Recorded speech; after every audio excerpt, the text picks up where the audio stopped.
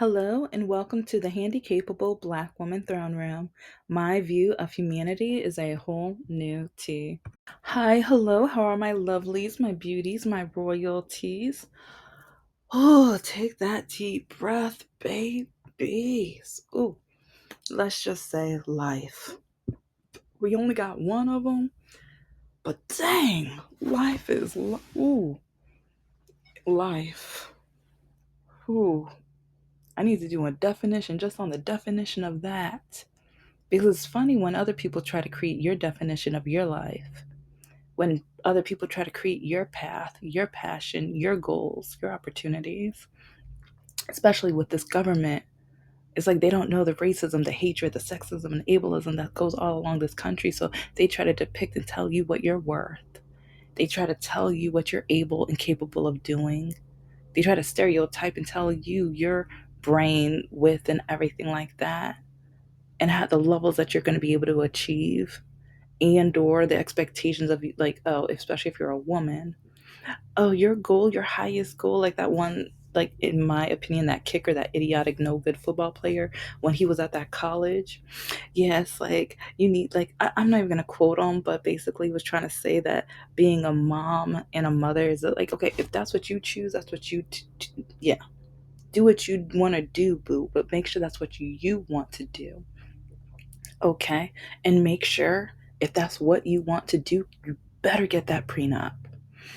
And you better do it in a way so that in case he leaves you, I'm not saying when, I'm saying in case, because so many, I've met quite a few, like over the years, it's kind of funny. The women were like, oh, well, he's never going to leave me. Oh, yeah, oh, I'm such a perfect woman. Oh, yeah, we're going to be traditional. We're going to do that. Yeah. How many of them are now divorced, are now on their own? They have no work experience. And the men that they were with are now with younger women or different women or several women or whatever. hmm But the women, they don't have a dime, they hardly have a dime to their name. And they're now trying to get their lives together. I mean, I'm trying to get my life together, but that's because I had despicable, no good doctors and medical people who basically said, oh, there's nothing wrong with you. The pain is in your head. You're making it up. You're a liar, all that. But whoo, babies, like when it's because of a relationship and a man and a marriage and something that you could have controlled, something you could, like, not, mm, mm, yeah. In my opinion. So be careful with your heart. Be careful, because, yeah, what's love got to do with that? Especially when you, like, when it comes to Republicans, ooh, babe, a lot of them are trying to take away parts of divorce. They want to make it harder for you. But then at the same time, look at the crimes that are, like, especially when, how many of these husbands are eliminating their wives because, oh no, you're going to be mine or nobody's. It's like, yeah, I'm going to get rid of myself too, but no, you're coming with me, because it's like, I'm not going to allow you to make anyone else happy. I'm not going to allow you to divorce me. I'm not going to allow you to be the mother of these wonderful children that we made. No, if I don't get to be the daddy, you don't get to be the mother. hmm Because look at how many, it's happened so many times. It's like we don't think of how we can solve the mental health of a lot of these men. We don't think about that. No. It's like a lot of them, they keep saying, oh, yeah, it's like we need to make sure they don't divorce.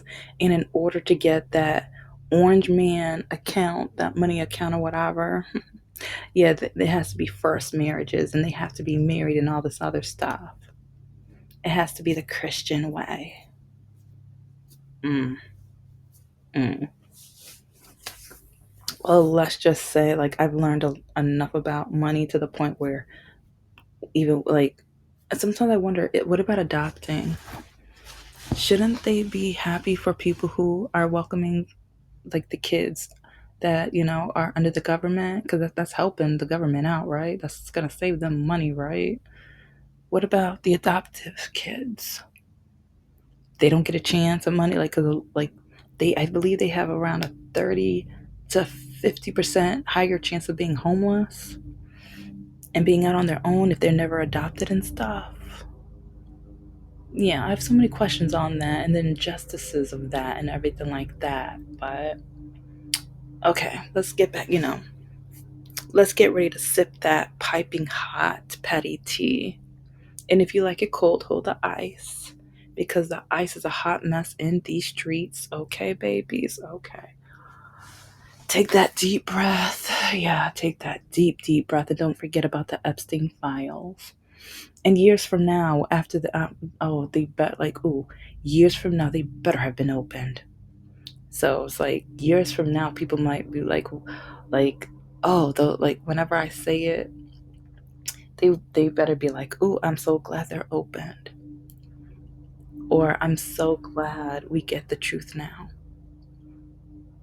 Like those women that had to go through that, but then understanding how many other women would like we don't tell because no one trusts us, or people are like, oh, they're lying, they're making it up.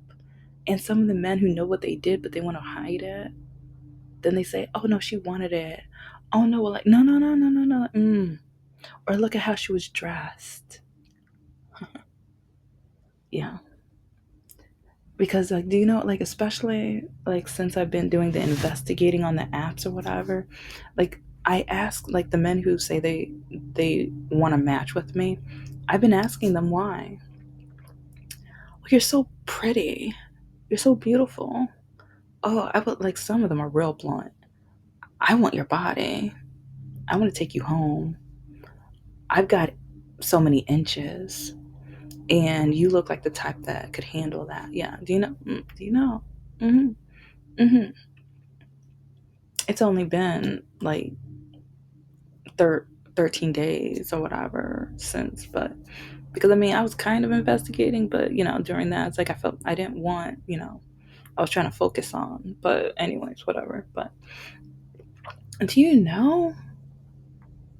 Ugh. And with it like less than 2 weeks, it's been almost 25 men who told me that they just like, if you look on my Patreon, oh yeah, check that out. $2 a month for the low, like, yeah. It's like I have a $4 one, and I'm gonna have higher tiers once I start getting on there more. But I have screenshots for days of the evidence that I'm talking about. So if you don't believe me about dating nightmares, river of racism, catfish, scammers, fakes, and so much more. So much more. And also the topic offhand, the river of racism, when that no good fighter had the nerve to call Mrs. Obama a man. How dare that no good, disgusting, despicable, poorly educated, ignorant person? It's disgusting. But then it's like you look at the demographics of the fight, like that. Yeah. And then also look at the capitalism of, because the orange man owns part, like he's part owner of different parts, and giving, like, especially the channel that got to air it for $8 or whatever. It's like people want to keep saying, like, because yeah, we don't want a king, but then MAGA's like, oh, we don't have a king, we don't have a, look at this dictator. Emphasis on the first syllable. But they don't pay attention. They don't care. Oh, this is bringing us together. No, it's bringing him more money. It's making him more rich. It's bringing the richest people even higher. Like, you got, like, some of these people spent how much money to travel there to get there in order to watch this fight, and they were like, oh, it's only like, it wasn't that much. Blah blah blah blah blah.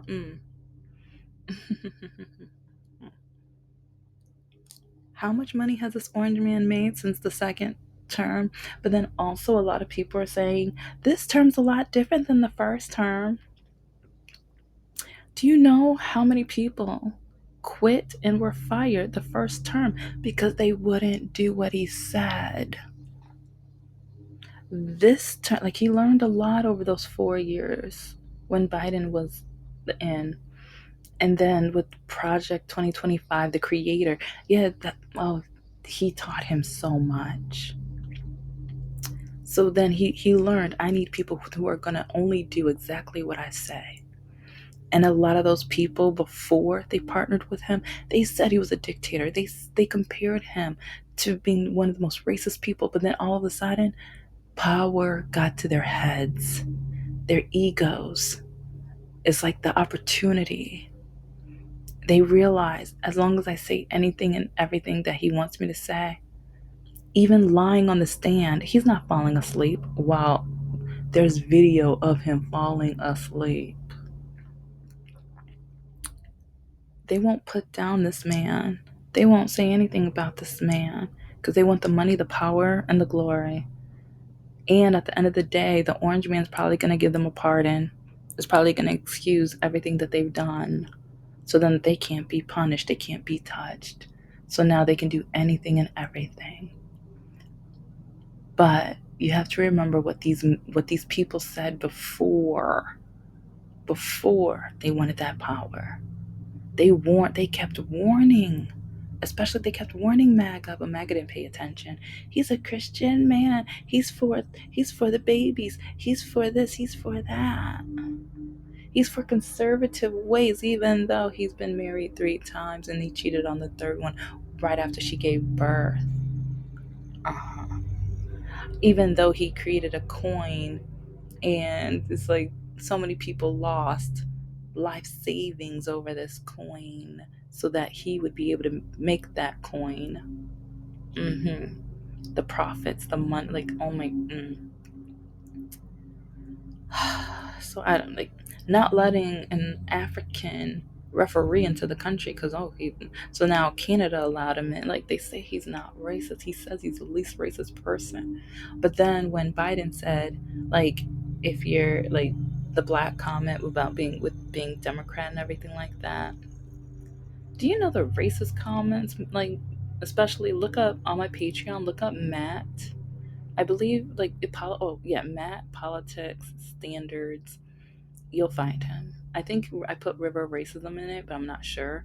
But especially Matt with standards and politics. He was one of my bit like, ooh, that. He disgusts me so much.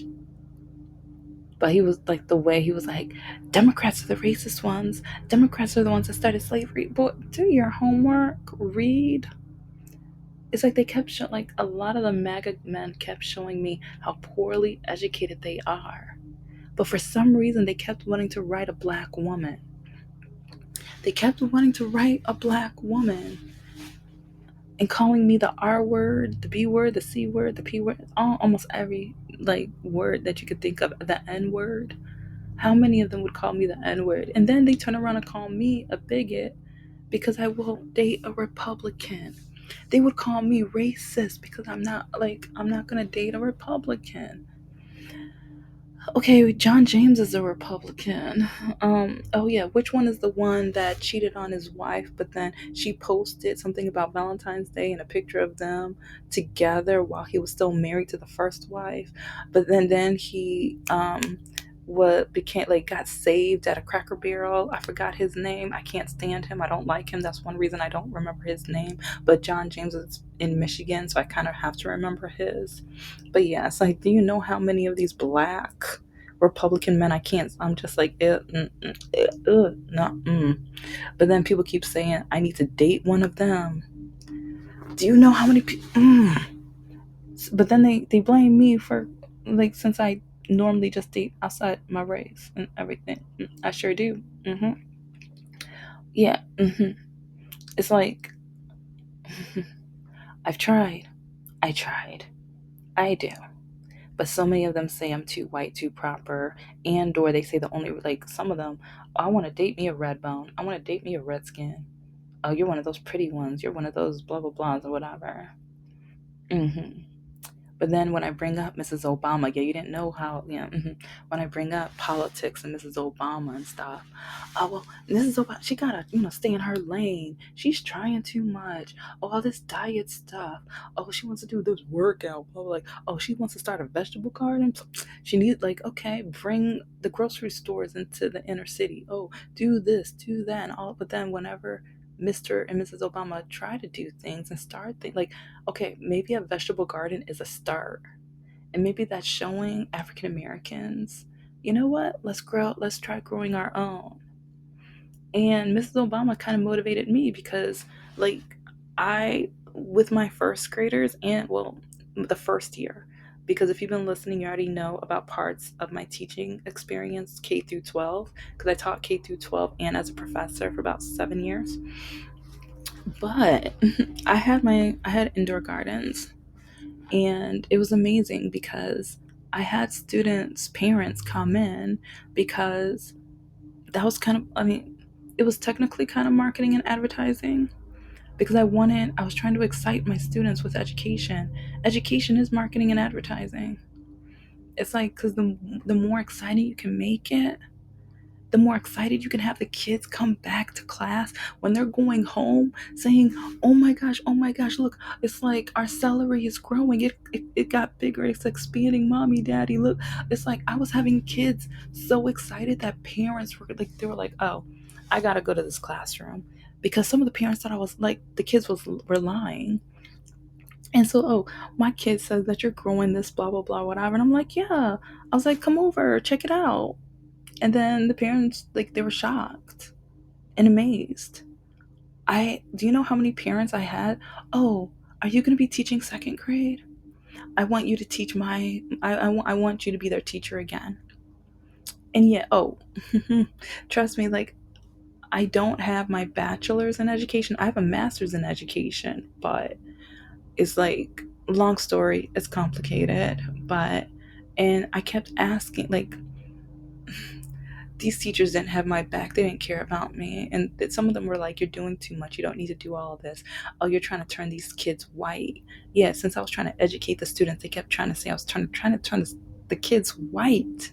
And so then they would turn against me. Some of them, they would literally kick me, hurt me, throw chairs at me. Oh my gosh, yeah. But the and some of the parents gave up on me because they didn't understand what, like, I was going through this on a daily basis. Some parents would come in, and yeah, when I had kids who had emotional issues and things like that, but then when I have 32 children in the classroom by myself, because for one classroom, 5 teachers quit. That's the classroom they put me in, because I wasn't supposed to teach that class. I wasn't supposed to teach. I was supposed to be teaching computers, but the computer teacher quit. That's why I was subbing, because the computer teacher quit. But then the first grade teacher quit. Then the other first grade teacher got fired. So then I have both classes together.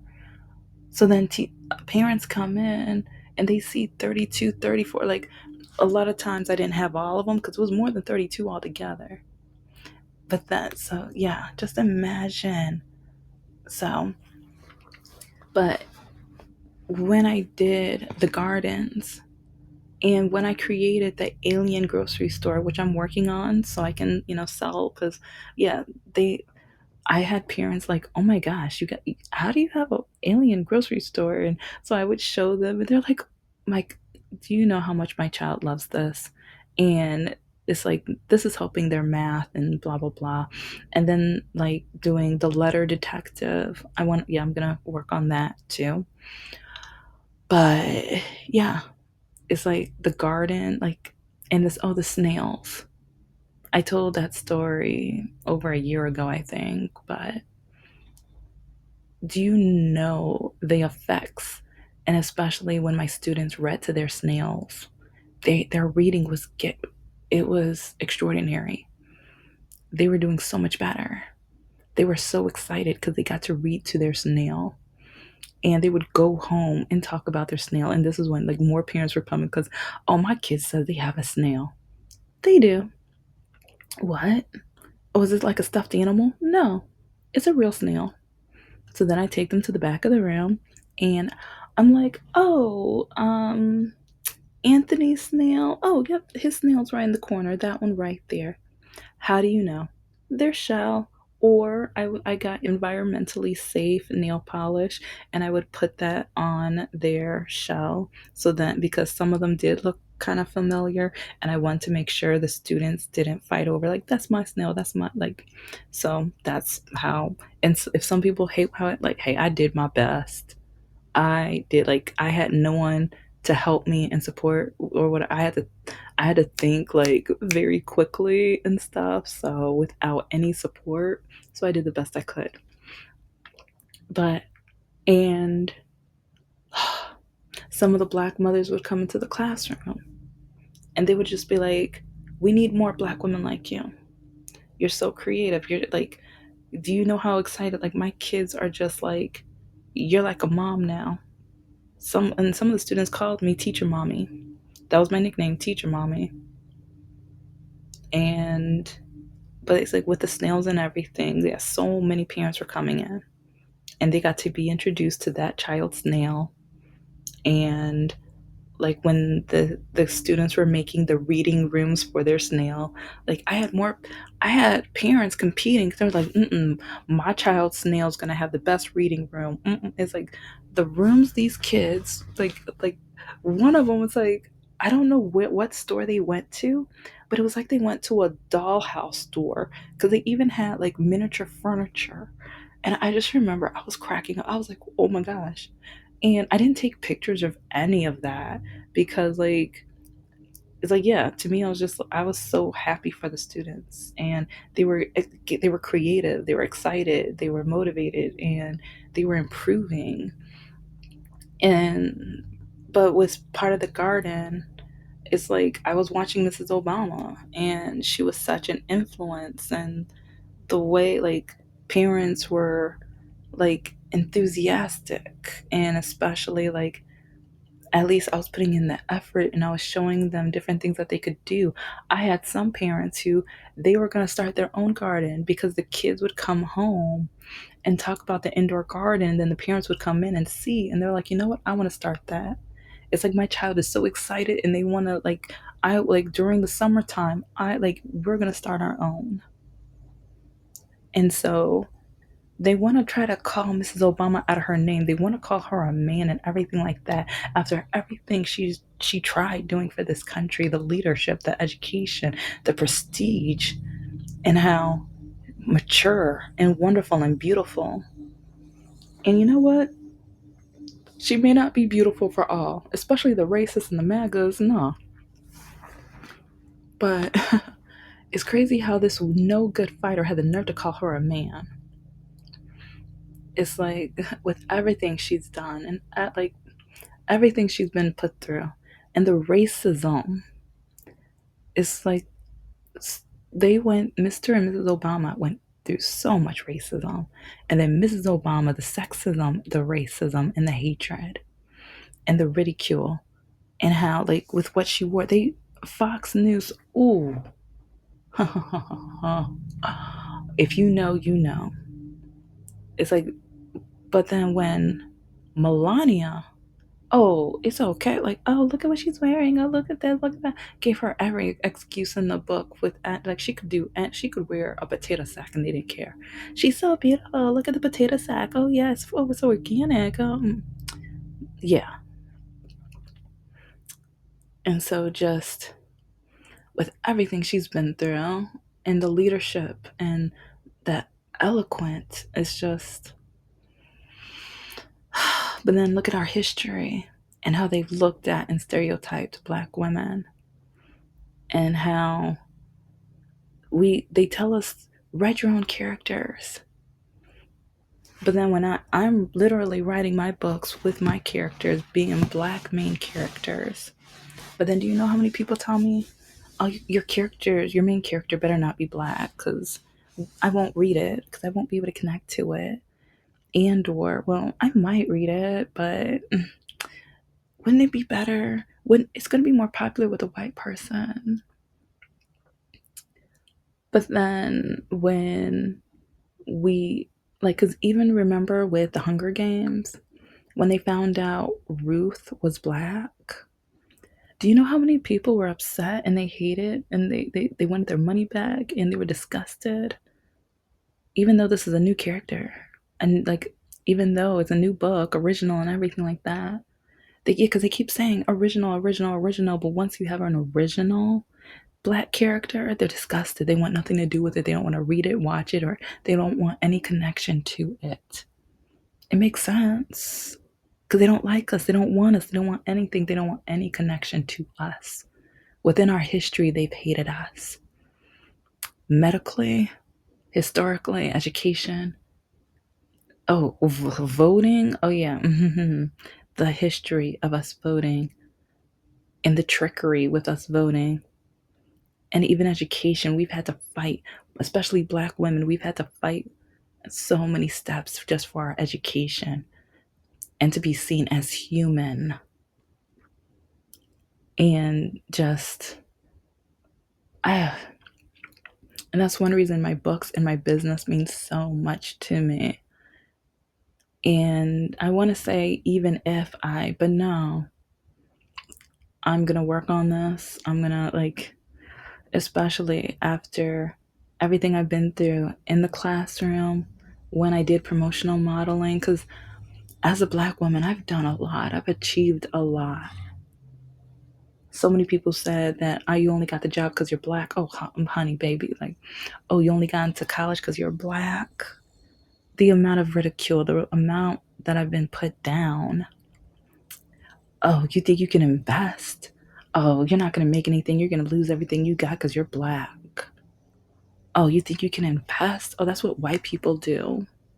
Black men, oh, this is specifically for Black men. Don't you ever tell a Black woman that. Don't you ever tell a Black woman that. Okay, because it's like we fight for reparations and things like that, but when we try to figure out ways to better ourselves and to make sure that we are going to be able to have a retirement fund and everything like that, especially since they're trying to take away our social security, Medicare and Medicaid and everything like that. It's like, but then you're going to put us down, like, what? And then they want to stereotype Black women on food stamps and stuff.